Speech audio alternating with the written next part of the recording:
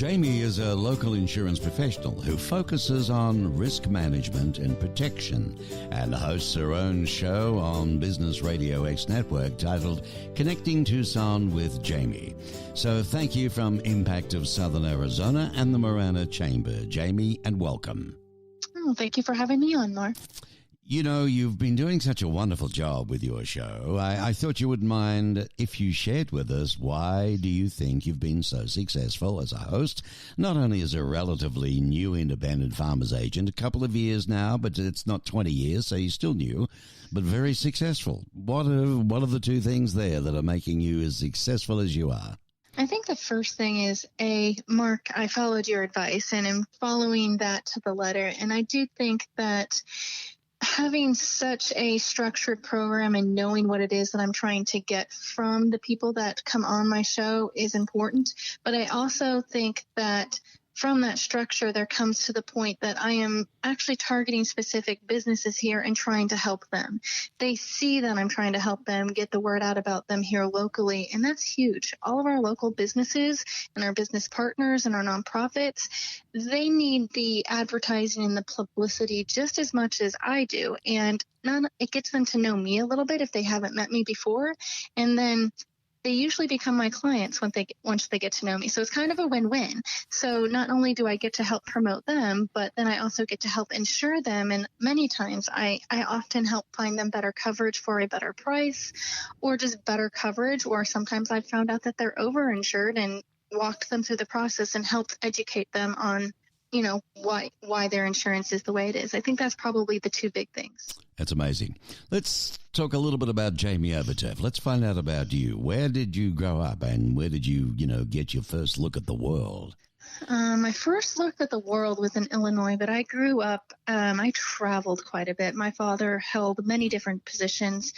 I moved all over the East Coast from Illinois to Wisconsin to Maine, South Carolina, wow, Pennsylvania, Missouri, and then obviously now Arizona. But I've traveled the world traveled the country quite a bit. Yeah, usually, you put all of that with an army brat or something, don't you? Or military brat, I should say. But not a military, but yes. What was, your love at school? I mean, Jaime, did you enjoy that? Was there a sport that took over your life perhaps at school, or were you a book hound and a bit of a studier? I would actually say both. I was actually an honor student, and I did a lot of sports. I did softball, track, dancing, cheerleading. That kept me busy as far as physically, but scholastically, I'd say that I also was an honor student. I knew I wanted to be something in my life, and I knew good grades and study habits were going to need that. So both. Good on you. What was your first job when you left school? Well, I actually, while I was in high school, I was a crew member of McDonald's. I was there for almost 2 years. For my junior year and my senior year, that's where I worked. And then I worked all the way through college as well. Wow. You hear a lot of stories about good old Maccas. They're like a constitution in America in reference to kids working, aren't they, when they come out of school? They teach great work habits. Yeah, so. Good work habits, discipline. Mm-hmm. Yeah, good on you. That was a good start. So what happened after that chapter? Where did you go on to from there? Oh, well, after school, for some reason, I decided to not really use my degrees, and I started in the restaurant industry, working for many, many different restaurants. Did that for almost 10 years, and then I went into Coca-Cola and was there for almost 10 years as well. And then finally, I decided, why work for someone else? I'm working so hard. Let's just go ahead and put that into working for myself and build my own business and my own success. So okay, well, we'll get on to that. But what amazes me is you're one of many that seems to do all that hard study at university or get those degrees, whatever, and then you can turn around the corner and you go do something else. I know. I think it was just young nerves thinking that I couldn't do it, wasn't really thinking that I could or had the ability to or the confidence. And I think that really does come with age, just because I think when you graduate, you have a degree doesn't mean that you are ready for it or you don't feel confident for it. And I think that's what a lot of our young youth is going through right now. Before deciding to go out on your own as an independent farmers insurance agent, you were with one of the biggest icons of all time, Coca-Cola. What were you doing with them? Well, I started off as being a district manager for sales and ended up becoming an account executive. Basically, what I did, and I started off, I helped the people who were in sales. They would go out to restaurants and other locations, which we call on-premise, when you consume a product on-premise, and help them get in or penetrate the market. So restaurants, think of Office Max, Office Depot, retail stores, those types of things. From there, I graduated to becoming a successful account executive where I focused on large clients such as the Phoenix Suns, the Phoenix Cardinals, NIPR National Raceway, Phoenix International Raceway. You really got the sporting side of things, didn't you? I did. Yeah. I did got the sporting sides of things, just the large accounts and going from there and helped them with their marketing and helped them with, that's actually where I first time started using my degrees, helped do the marketing, get those proposals done, and really just kind of strategically place things throughout the year with all of those large clients. And I think that's what got me confident enough to actually move in and do my own business. Well, what would you say was the best experience or life lesson, if you like, do you think that you learned from the Coca-Cola organization?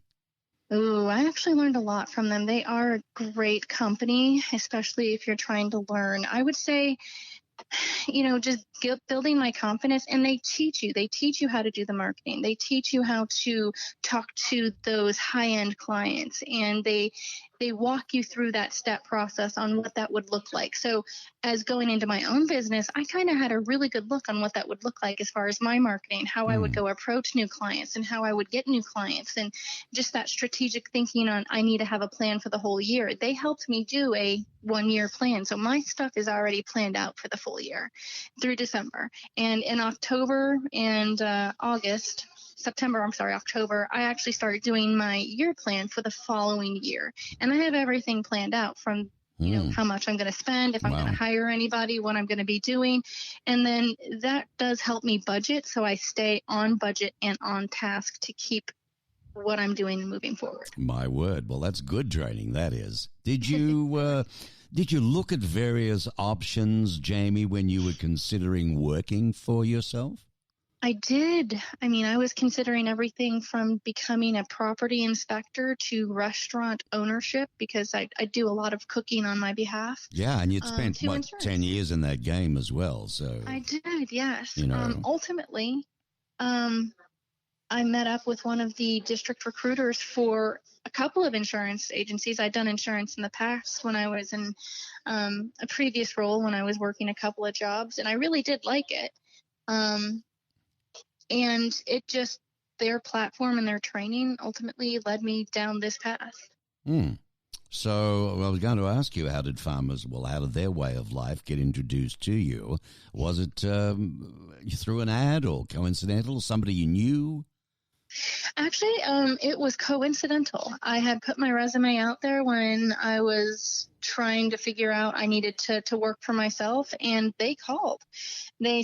I went to basically a half-a-day seminar. They talked about the different types of platforms for entering into farmers because they actually had where you could do a start from scratch. You can purchase an agency. You can do where they give you an agency and take reduced commissions. They had all of these different types of platforms for an agent to come on and go through the farmers training and still make some money. And the whole time, they flew you out to California to train you.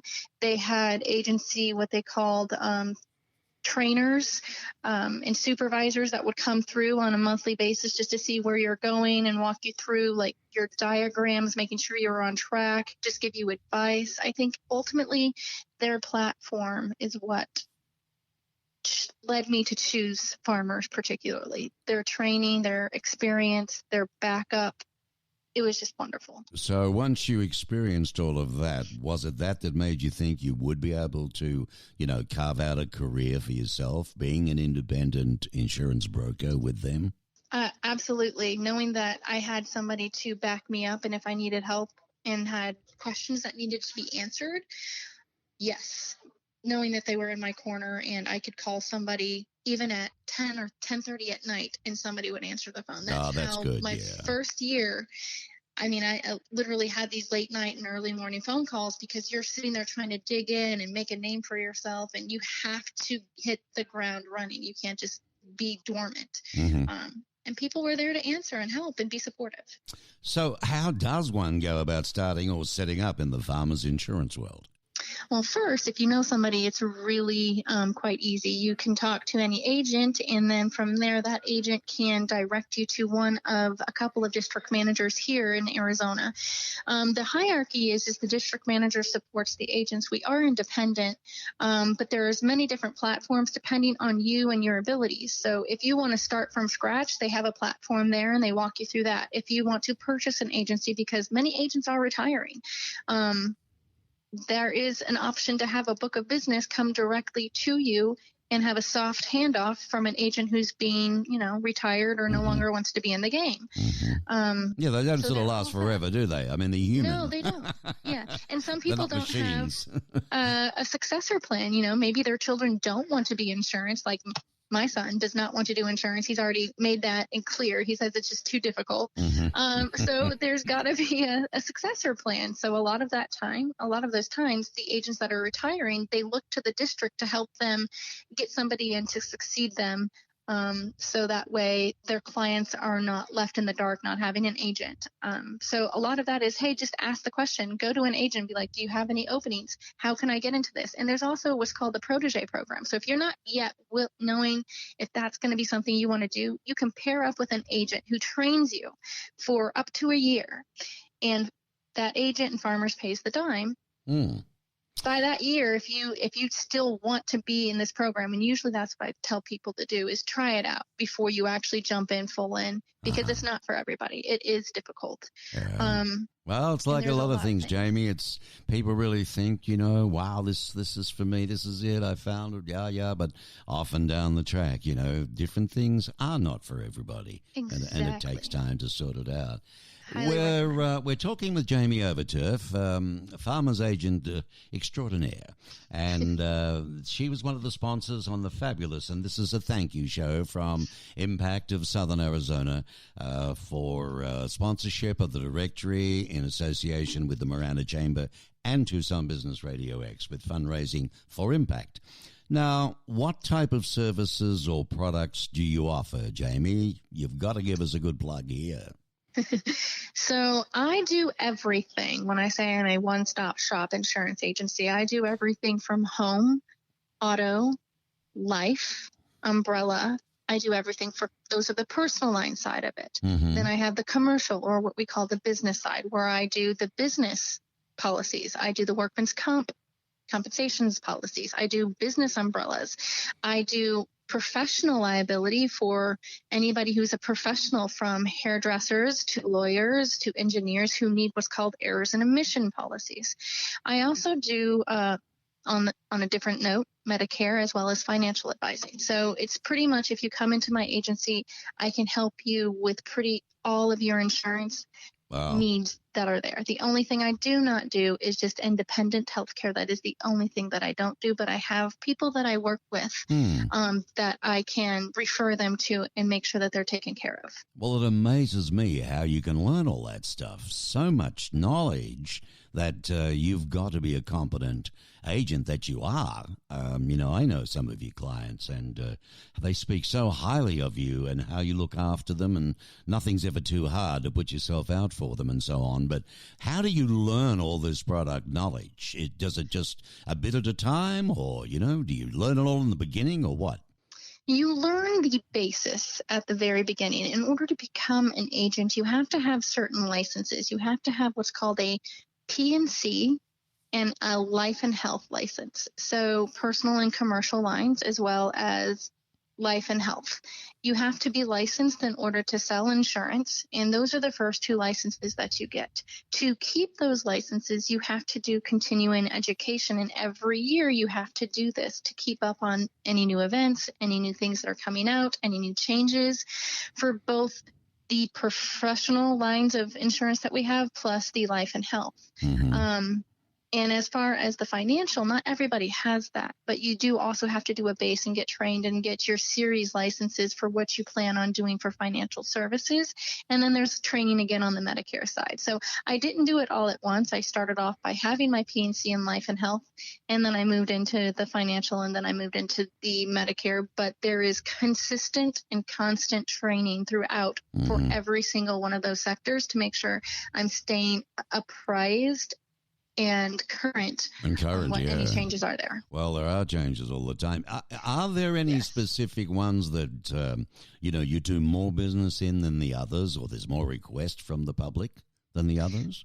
The most requests that I actually get from my agency is commercial insurance, because I am one of the few agents that have about 50% of my book being commercial insurance. A lot of agents are intimidated by commercial, and they don't understand the questions that need to be asked, or potentially what a restaurant could go through. Maybe they don't understand what shrink is, or turnover, or what they may need. So they're not asking the correct questions, which in turn then makes that current client not be insured properly. I myself have been in all of those industries, so I know what they go through on a yearly basis. So I understand it very well, because I lived it from the restaurant industry to the Coca-Cola industry. So I know what they're looking for. I've been a business owner, and I've been doing that with my other companies. And moving that and transitioning that to the insurance, I have a lot of agents that move it, call me and say, hey, I have a commercial client. I don't feel comfortable doing that. Can you do that? And I do that, and I don't take the personal lines. So basically they're staying with someone, and they know that they're not going to have somebody that's going to, snake out that personal line as well, because I have a good relationship with those agents. Well, I was going to ask you, what would you say is unique about your business? But I think perhaps there you may have touched on some of it. A little bit, yeah. The one thing I'd say that's unique is I meet with every single one of my clients. I will never just pick up a phone and, go from there and take it online only. I like to meet with my clients because every person has different and unique needs with regards to their insurance or financial matters. Some people may need more coverage than the others. Some people may not want all of the coverages that other people has. So it's getting to know them, reaching out and explaining their options. And once somebody is informed and knows their options, they can make a decision that is best for them. Well, That's it makes probably sense. the most unique. But you just touched on something, and then now, let's face it, we're going through a hell of a time. Has the pandemic changed your business modus operandum, Jamie? Yes. With regards to me being able to meet with people, I think I was getting along those lines. The biggest.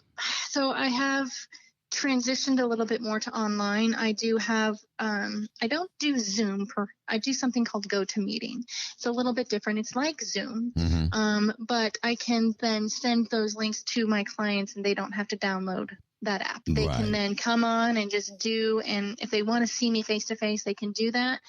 I will say a lot of my business can be done over the phone or through the mail, which people are now appreciating, but I myself am more of that. I want to get to know you. I want to meet you. I want to do that. So well, what do you do? You just wear a mask like anybody else and 10 feet away type thing. Exactly. So how do they sign the documents?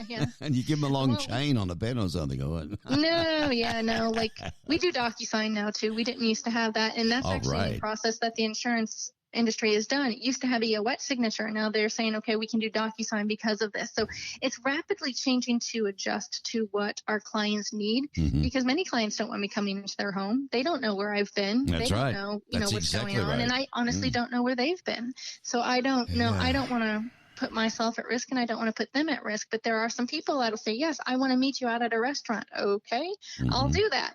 But I'm still going to wear a mask, and I'm going to make sure I have hand sanitizer, and I'm going to make sure anything that they get is going to be sanitized. So not touched by me, and I'll have the plastic wrap on it. They can take it off, and they get to keep the pen. So that's kind of where I'm at. What would you say? Yeah, that's fair enough. What's the most common misconception, do you think, about your industry and your business? Oh, when someone calls me and tells me that they've currently got full coverage on their policy for autos or home, and they want the same, they want full coverage. what I tell them is full coverage for one person is different than full coverage from another person. So full coverage for me might be not only liability, but medical payments, accidental death and dismemberment, deductibles for my auto and for like comprehensive and collision. It might also include towing. It might include rental reimbursement, and it might include accident forgiveness. There's so many different things that can be added on to consider full coverage. But the majority of people are just like, nope, liability and deductibles. They consider that full coverage. So that's the biggest misconception that I'd have is people always call me and say, nope, I have full coverage. And I'm like, well, let me explain. Full coverage to me might be something different than full coverage means for you. Here's what it is for me. Walk me through what you would like to add on, and then we will customize that coverage and give you the custom coverage that you need. So there you go. There's a lot more to it than meets the eye. You know, exactly. People just expect the same name. What do you attribute your success to, do you think? Honestly, I would say my staff is probably one of the biggest reasons that I am where I'm at. Brittany's been with me from day one, and she is my right hand, and I don't think I could actually run this business without her. She fields so much of what's going on and, you know, doing things that I can't get to because I'm out doing commercials. She handles a lot of my personal lines. In fact, she is my personal lines person. It's too much for one person then, right? It is, and you need to have good staff. Right. And you have a couple, do you? I do. I have a couple. I have Kit. I have Brittany, and I do have a couple others who, you know, family members who help out, especially with some marketing and some what we call adverts that get sent out, those types of things. Let me ask you this then. If there has been, what has been your biggest failure, do you think? I don't really know if I've had a failure. I've had some setbacks with regards to, all right. When I first opened the business, I didn't understand the whole logistics of being taxed as a business. So I think that was my biggest hurdle the first year, that I was shocked about how much business owners pay in taxes. And I hadn't been prepared for, it is quite a bit. Well, it was the first year. It was over 40% taxed. But at this point, I've adjusted to that. I think when you go into a business and you haven't had a business, you're not really sure on how or what you need to do for the state. So I think that was my biggest thing, is that was my learning curve. But since then, I've adjusted it. Yeah, well, you know what? It wasn't a failure. It was just a bit of a hurdle to get over, wasn't it? Yes, exactly. So if you had one piece of advice to someone starting out right now, what would that be? For any business, do your research. Go to somebody that is in that field or in that line of business and pick their brain. If there is a platform within that company or within that line of business that you can maybe shadow somebody for a few months to actually see it, take that opportunity so you know it's something you really want to do before jumping wholeheartedly into something that you may not be compatible for or love. I love what I do. I love helping people. I don't consider it a job. So I think that would be my first thing is do your research, really talk to someone who's in that industry and has the knowledge, and don't be afraid to ask the questions. All right. In closing, let me ask you this, Jaime Overturf. What right now can you offer the listeners? Well, what I can offer my listeners is, as an insurance agent, I obviously can't say I'm going to give you a month free for your insurance policy. I wish I could. I really do wish I could. But I can say, if you have questions about insurance, give me a call. Let me be the person who will help educate you on your insurance. It takes 15 minutes. You may be overinsured, you may be underinsured, or maybe you don't understand what that endorsement is on your policy. Even if it's not with me, reach out to me. I am in the business of educating people so they know what they have and how that insurance policy will work for them. I don't do hard sales. Like I said, I will educate. I'm not going to press for a sale, but an educated person makes educated decisions and the best decisions for them. And I think that's what we all need. And I don't think everybody here is an insurance expert except for maybe myself, at which point... Well, I sure am. That's for sure. When you say overinsured, I think to myself, how can one be overinsured? You know, I mean... Well, exactly. I've had some homes that actually should only be insured for maybe $250,000, and they're insured for almost $600,000. Oh, okay. I see what you mean that way. Yeah. Exactly. What about the pandemic now, though? What about, is there anything you can zero in on that people should be doing or know about or need to know about that you can help them out now? You know, even just with a phone call during this horrible time we're going through. Oh my goodness, it is horrible, isn't it? As far as insurance-wise, it would be talking to your insurance company. A lot of the companies themselves are doing specific things to help people who have been adversely affected, whether or not you're in a business or it's personally affected. They're waiving fees, they're holding on to premiums, they're doing something. Talk to your clients. As for me, if you want to give me a call, I know that there's a lot of businesses that are also out there that are that are my clients that are willing to help people who have been affected. And that is from giving gift cards or to, let's just say it's TEP or Cox Communications. They have put into some type of program where if you've been adversely affected, that they will do a reduction in premiums or something of that nature for a few months. And I have all of those down. If you had a PPP loan and you're a business owner and you're not sure how to get that loan forgiven, reach out to me. I'll be happy to walk you through what you need to do and how that form gets filled out so you can get that loan forgiven. And you don't have to worry about, am I putting the wrong information on here? So maybe it doesn't, it gets pushed off to the side. Oh, that's great. It's very particular. So those are the things that I would say. If you have questions, give me a call. That's what I'm here to help for. All right, now let's talk about that. Contacting Jaime Overturf. I know there's facebook.com, Jaime Overturf Insurance. Do you have a website? I do. It is actually that website. It's the http www.farmersagent.com/J Overturf. If you just type in Jaime Overturf Farmers, my website will automatically pop right up for you. All right. And what about a phone number? My phone number is 520-293-2900, and you can feel free to give us a call at any time. My staff is here to answer any questions as well.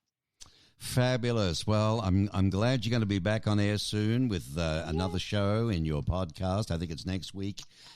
Yes, do you want to talk about who you've got coming on? Well, right now we've got the Red Cross and the Greater Tucson Fire Department firefighters coming on to talk about the wildfires and how that's been affected and affecting our areas. Man, were they big, again, huh? Yeah, they were very big, and we just had lightning hit some of the southern mountains yesterday with all of the big windstorms and the lightning that came through. So another fire has yet started. So hopefully they can get that one under control as well. Wow. Thank you, Jaime Overturf, ladies and gentlemen. As I said, local insurance professional extraordinaire, and of course farmers. I still love their ads because we've seen a thing or two. Yeah, there you go. Thanks, Jaime. Nice speaking with you, and thanks again for being a sponsor. I thank you from Impact of Southern Arizona to all the sponsors that we're interviewing on this special. And there you heard from Jaime Overturf. See you again. Bye-bye. And this is another show coming out of the Thank You from Impact series that we've been doing of the sponsors of the directory. That was a joint promotion between Marana Chamber of Commerce and Tucson Business Radio X. And we're very grateful to all of the sponsors that participated, because funds from that particular campaign are going to and have gone to, by the time you've heard this probably, to Impact of Southern Arizona and their food bank. And one of the sponsors was a gentleman by the name of Ron Petrie. G'day, mate. How you doing, sir? Nice time to see you again. It's been a little while. Ron used to sponsor a particular segment when I was at kvoi.com, and it was called Mr. Handyman. That was fun. Yeah, I had a good time doing that. That was a lot of fun. I used to get all sorts of calls from people. It's amazing what people need done around their home. It sure is. Hey, it's unbelievable. Well, ladies and gentlemen, there are a few businesses out there that promote their services, being handymen, builders, all sorts of specialists, should you need one for your home. But let's face it, there's plenty of not-so-scrupulous ones, too, that are very quick to take your money. And you hear all about them all the time, you know, the rip-offs, the this, the that. They do a job, and all you care about is saying, oh, look, I'd like that fixed up a little. I think I'll give them a call and see if they'll come and do it. And all of a sudden the phone doesn't ring, or it's off the hook, or they're not taking calls, or whatever. Not this one, folks, I can assure you. His name is Ron Petrie. He's locally owned and operated company. He can boast over 20 years now of Tucson industry experience. So why should I use your company, Ron, when it all boils down? Well, integrity and honesty, and the quality of work that we do for the price that we charge. Well, you're telling me that you're a little less than other people? Absolutely. How do you do that? I mean, let's be honest about it. How can you afford it? You've got people you pay. One thing I don't do is I've never mark up materials. Everyone tells me I should. My accountant tells me I should. That's one of my key factors to my clients. I do not mark up materials. Whatever I pay, they pay. Also, beyond that, any savings I can get them, such as paint. I get really good deals on Dunn Edwards paint, Sherwin-Williams, stuff like that. I always pass that savings on to my clients, which is another way they save. Well, that's very good. So that was the first thing. And then the other thing that you mentioned, there were a couple of areas there that you use sparkle on that you do for people. What's the other? We're a pretty well-rounded company. If you have to call a forte, we're very good painters, but there's not much my company doesn't do.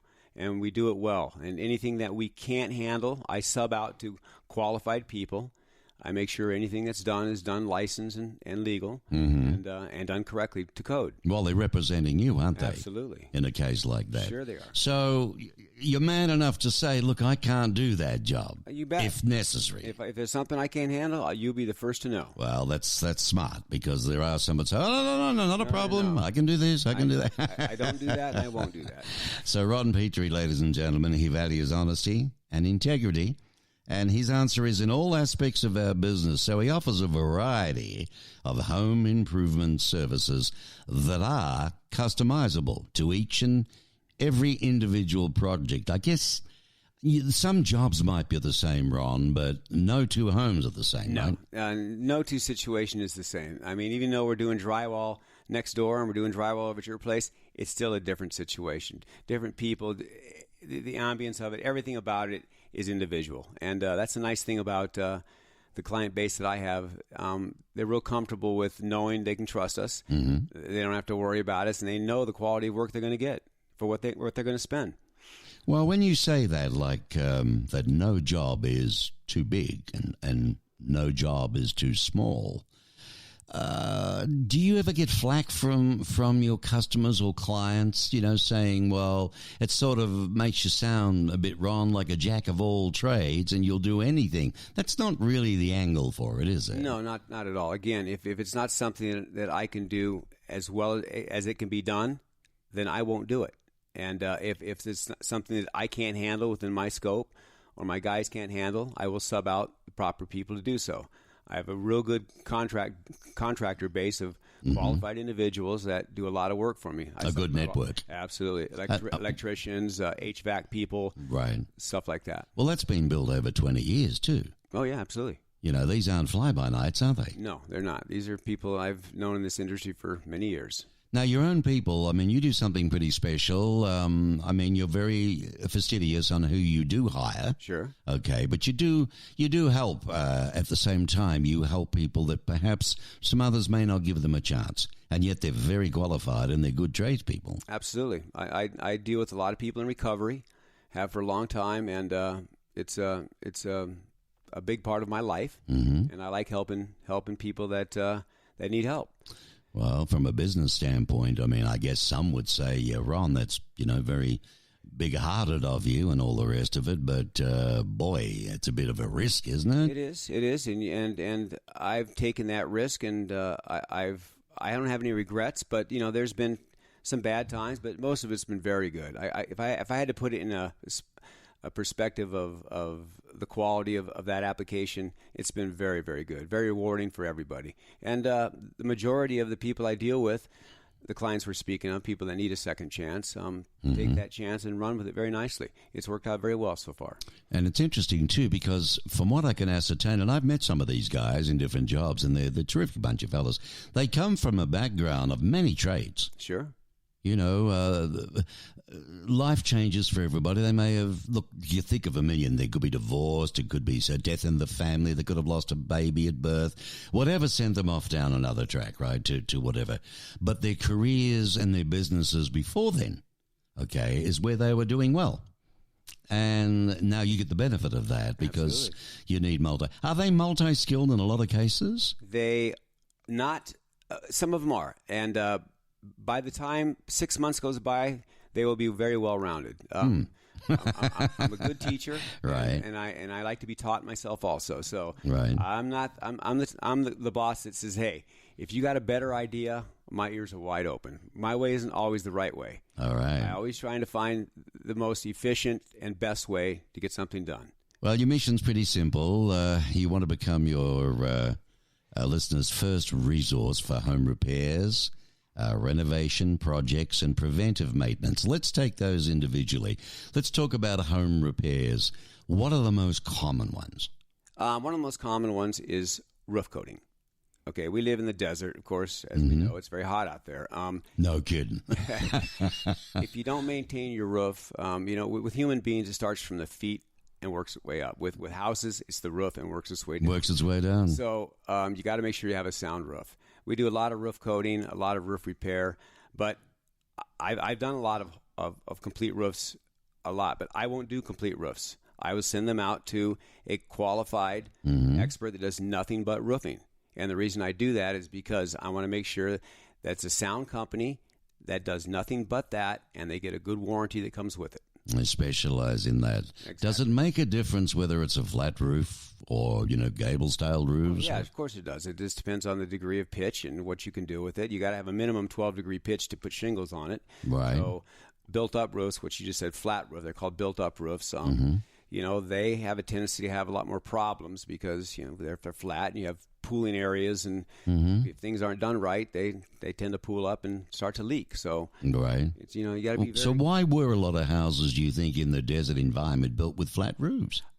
I think it's just the style, the kind of like old Santa Fe adobe type stuff. The era that they were built in, right? And that's way back in the beginning. That's kind of where everything started with old style Santa Fe adobe, and you see a lot of that in built-up roofing. And that's why so many have turrets on, too, I guess, because the rain's got to escape somewhere, right? That's right. When it does rain. Water takes the path of least resistance. So. Right, right. Okay, so interesting. Roofs are the biggest in home repairs.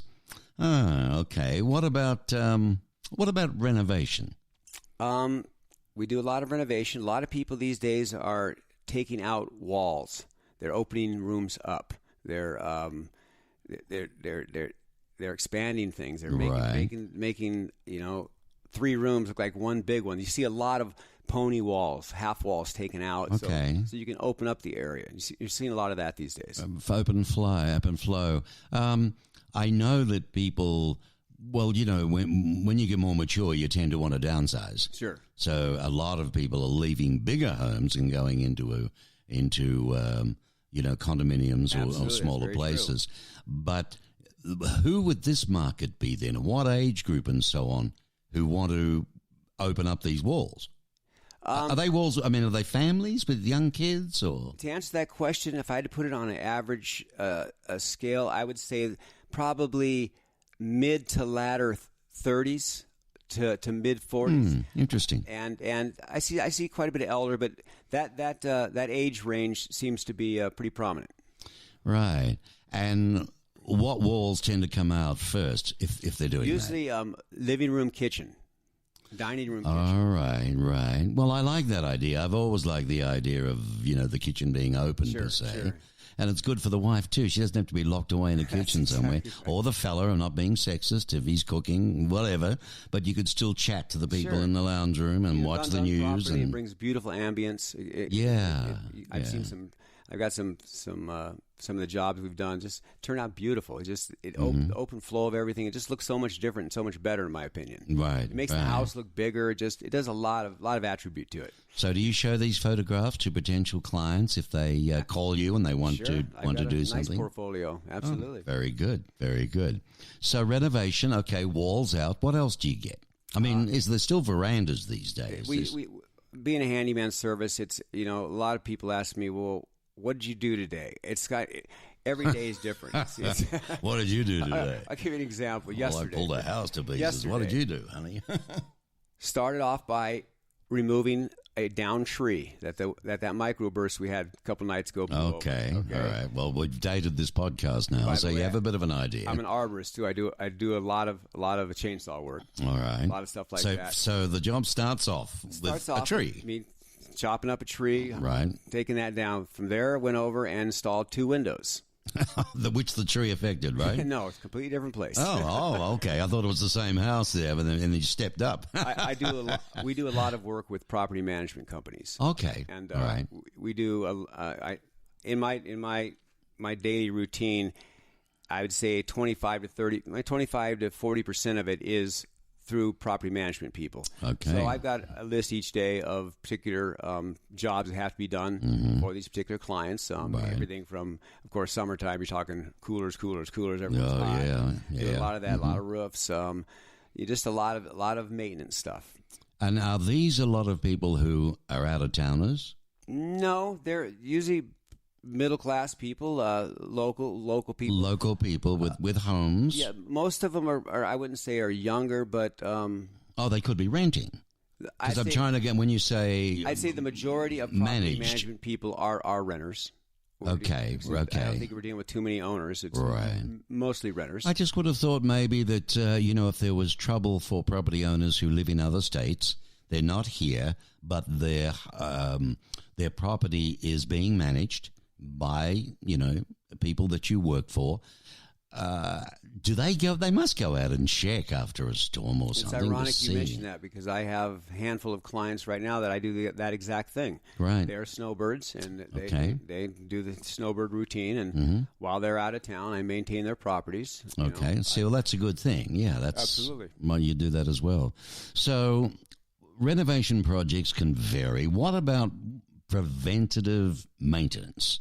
That's a big key. Preventive maintenance is a long list of stuff to do. Again, getting back to one of the number one things is making sure that your roof coating is proper, making sure it's maintained properly, because the average on a built-up flat roof, as we were talking, is 2 to 3 years. You want to go up there, pressure wash, put another couple coats on there, do any patching, any sealing, because Arizona weather, as we know, Arizona is 3 places in the world where they're the most UVs. One of them's in Africa, one of them's in Australia, and the other is Southwest United States. Right here. So, good old Tucson, honey. Yeah. Listen, how often do you recommend? I mean, this is a bone of contention. People, some say 5 years, some say 3. Let's start with the roof on a house. What should one be doing over what period of time to keep that roof, in really good nick? Looking after your home. Okay, so let's answer that question dealing with built-up elastomeric rolled roofs, as we've been talking. Again, you want to go up there and make sure that you've got no pitting, no areas that have obviously exposed or are getting thin or flaking, or you see any type of, if it doesn't have some movement to it in relation to being like rubbery, some flexibility to it. If it gets brittle and hard and starts breaking, then it's time to maintain it. Now, we're talking about the coating. Yes, sir. That is on a roof. That's right. Okay.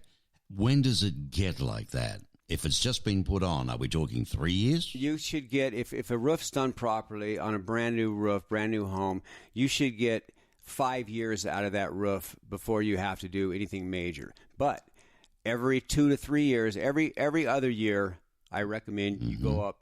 I have someone go up and take a good look at your roof and make sure you're not having any obvious breakdown problems. And does that include a bit of a wash? Yes, absolutely. And does that really help protect the roof a bit? By far, because if you don't get rid of all the soil and dirt on the surface, nothing else is going to stick to it. And it probably builds up the water too. I never thought of that. You got to make sure. So there you go. See, there's a maintenance thing, preventative maintenance. Sure, absolutely. Right? Like looking after your car and making sure the oil, exchanges are done when they're supposed to be done and not letting it go too long. Your home is everything. Another thing with maintenance I want to mention is irrigation.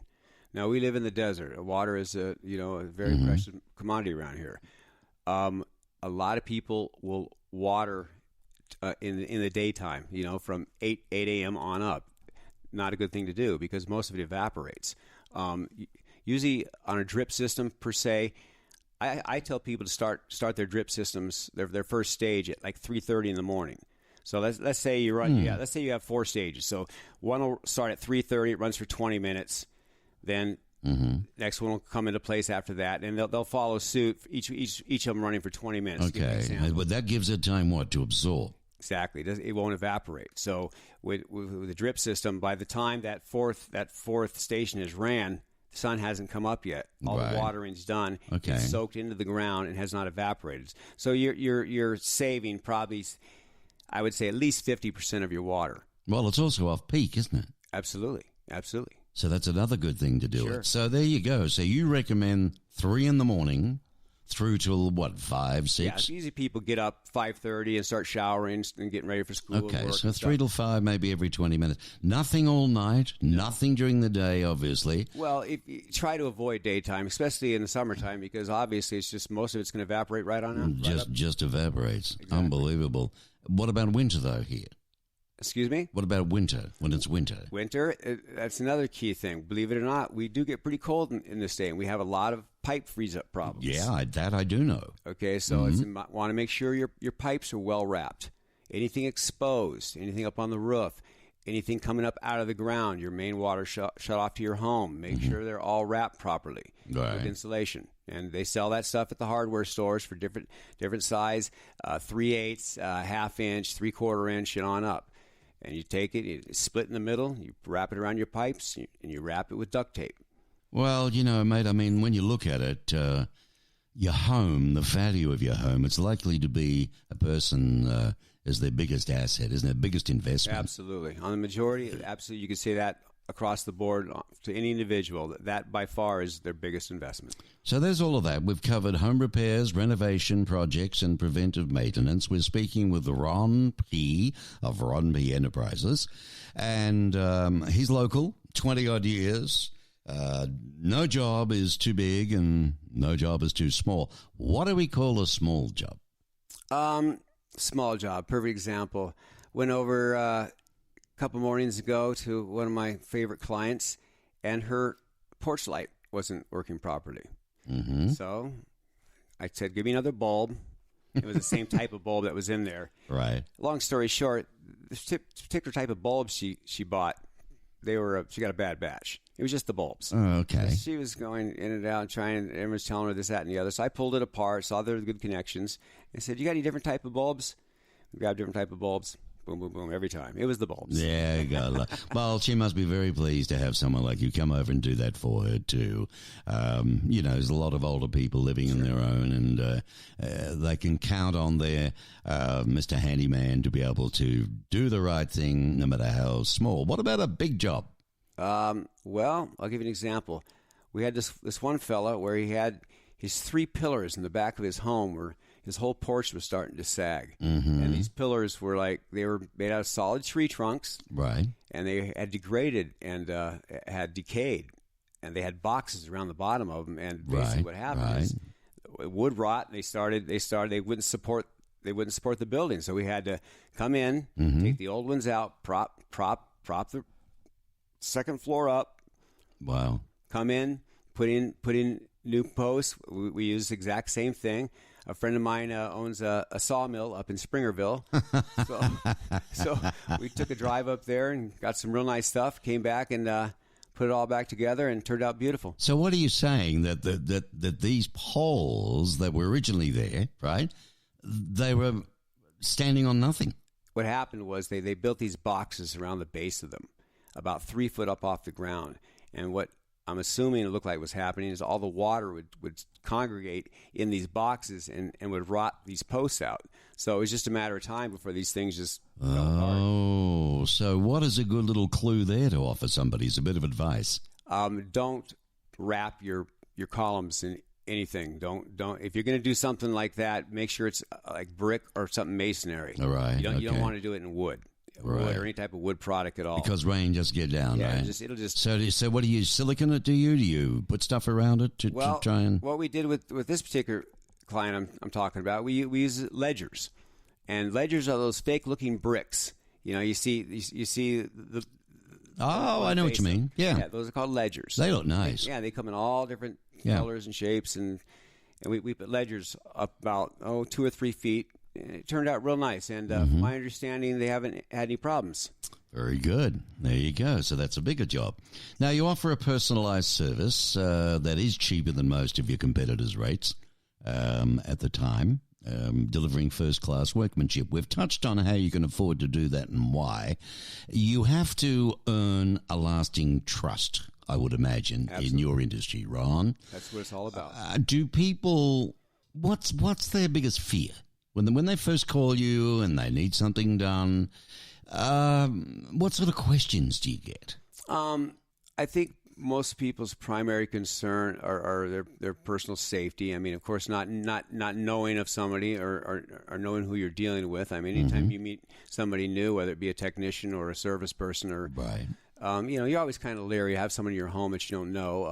It's first time. Absolutely. I try to make sure that my clients, when I first meet them, I call and talk to them first and introduce myself and reassure them that we're a very professional company and my guys are totally legit and there's never have any worries. And the guys I've got with me now have been there from the beginning, and I'm very proud of them. They do a nice job and very trustworthy. It's all about integrity. It's all about honesty. How do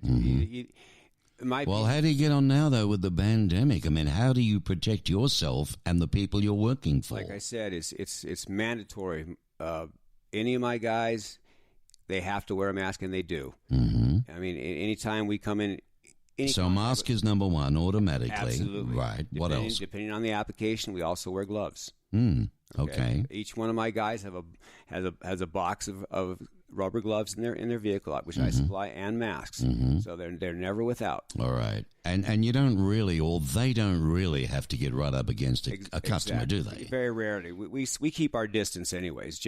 Prior to this pandemic. That's good. No one likes being, someone breathing over their neck.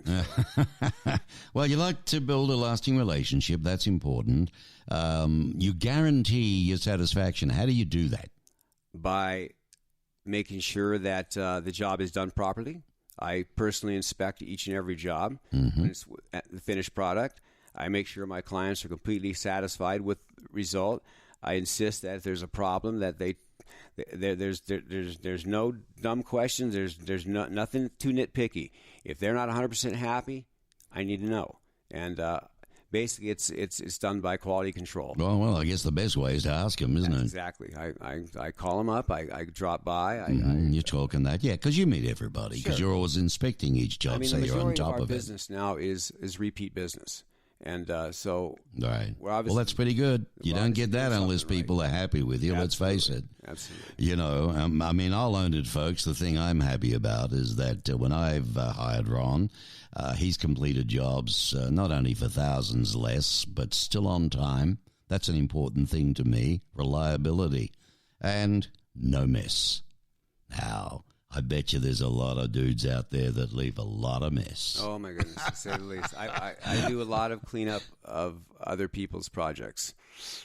Yeah, you do? Yes, I deal with a couple of the temp services in town. When I say temp services, they're companies that supply contractors with right. work for a percentage of the job. Right. And, they're very quality control. You've got to make sure that, long story short, quite often I'll end up having to pick up the tail end of somebody's job that they didn't complete for whatever reason, whether disgruntled clients. But that's like trying to go in and fix somebody's, building. I do that all the time. Yeah. I get thrown right in the middle of it. And you get paid for that? Oh, yeah, absolutely. No, well, Absolutely. fair enough then. And it doesn't so when you see him next down the pub or down the street or something like that, you say, hey, you left a hell of a job there, Bill. It's a mess.